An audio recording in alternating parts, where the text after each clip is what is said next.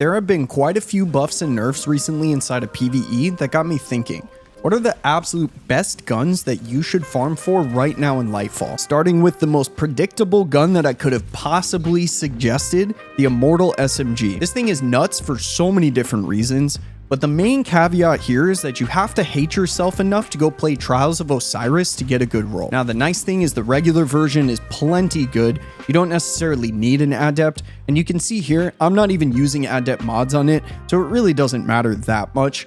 Just go play games, get engrams, turn them in at Saint for different roles, and hopefully you get a good one. Now, the second one on my list is Rufus's Fury. Auto rifles just recently got a buff inside of PvE, and they actually feel really, really good now. This gun is available from Root of Nightmare's raid, and it drops, I want to say, from the third encounter. You don't need an adept. I personally farmed for it because I really wanted it, but you can very easily get the red borders necessary to craft a roll and get just as good of perks. Now, the third weapon on the list is the Succession Sniper Rifle. This is another raid weapon. It drops from DSC. This drops from the Atrax encounter. If you can get a group of 6 friends together and hop into there, I highly suggest this gun. Kinetic weapons got a massive damage buff at the start of Lightfall, and this thing is outputting a crazy amount of damage now, especially against champions. Now, number 4 on my list, Null Composure Fusion Rifle. Now, the nice thing about this gun is it is a static roll that is purchasable at the Tower's exotic kiosk. The top 2 perks, Feeding Frenzy and Reservoir Burst, work really well together inside of PvE. All of the explosion kills from Reservoir Burst actually proc different stacks of Feeding Frenzy,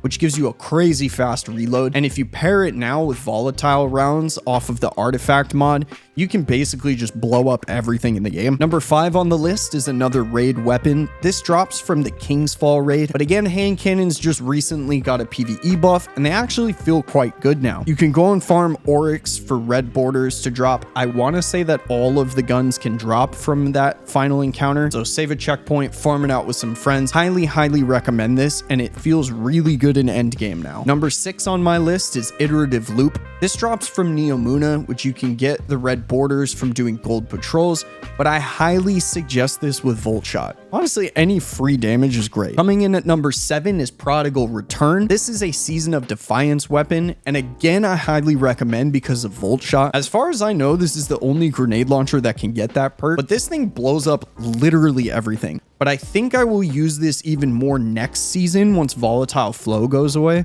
because for now it's just a little hard for me to take off Null Composure. Number 8 is another DSC weapon. This thing is really nice, again with buffs to LMGs with Lightfall, but this drops from the final boss encounter in DSC. There are plenty of good options for rolls for this, but I highly recommend putting either extended mag or a pended mag on so that you get that extra ammo in the magazine, but really nice for general ad clear and single target damage if you need your heavy weapon to do so. Number 9 is an obvious choice, a fan favorite, The Other Half. You can get this from farming Dares of Eternity. The cool thing here is you only need 1 red border to be able to craft it. So if you go do a couple of those here and there, try to get it to drop, I highly recommend. Eager's Edge is one of the most fun perks in the game to allow for different movement techs, even just generally like running around, you swipe, you go fast. You don't have to do anything crazy with it for it to be fun, but I highly recommend getting this. We use this all the time in combination with Warlock for well skating, and it's incredibly fun. And last on the list is number 10, Blowout. This rocket launcher drops from PvP. Any Crucible will give you engrams that you can then go focus for different roles. I love this thing. This has been my go-to for DPS for the entire season now. If you notice here, I have the combination of Field Prep and Demolitionist along with Explosive Light. What this allows me to do is rally a flag with Field Prep equipped. I get a little bit of extra ammo, and then if I'm running a class like Warlock with Starfire Protocol, I can swap to Demolitionist, making it so that I keep the extra ammo from Field Prep. Highly suggest this rocket.